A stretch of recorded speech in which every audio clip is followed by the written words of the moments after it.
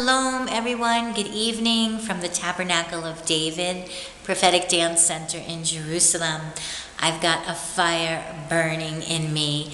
The other day I was talking about how over at least the city, I don't know about the whole land of Israel, but for sure in this city there's two very heavy spirits.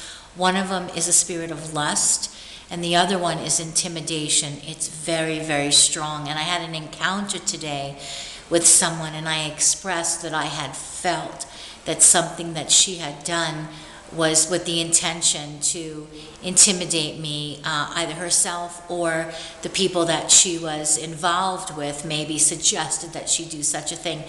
Anyway, the conversation was going fine until I expressed how I viewed it or how I experienced it. And then she threw her hands up in the air and she said, "I don't have time for this."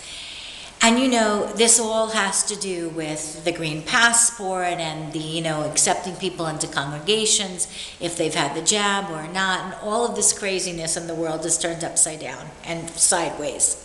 But my point is that this is how I want to encourage you. And the Lord has encouraged me.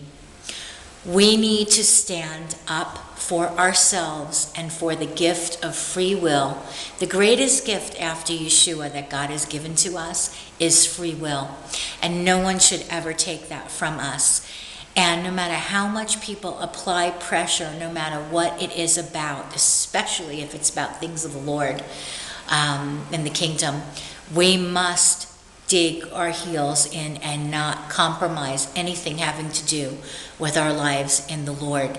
And of course, the enemy's turning things up, of course. I mean, in Austria right now, there's something brought before the parliament, whether they're going to pass the compulsory, am I saying it, law that everyone must be jabbed. So there's so much going on that's so horrible in our world. And we need to stand up for what we believe is right, no matter what. And we're all going to be tested on this. Dig your heels in. Don't compromise the Lord and his standards. Absolutely not.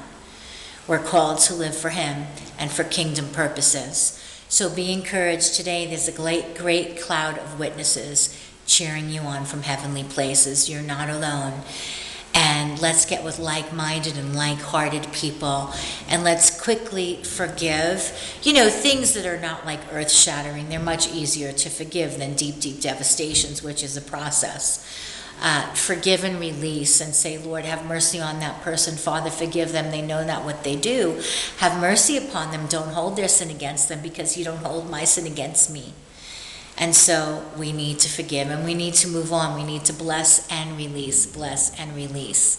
God bless you from the city of the great King, Yerushalayim.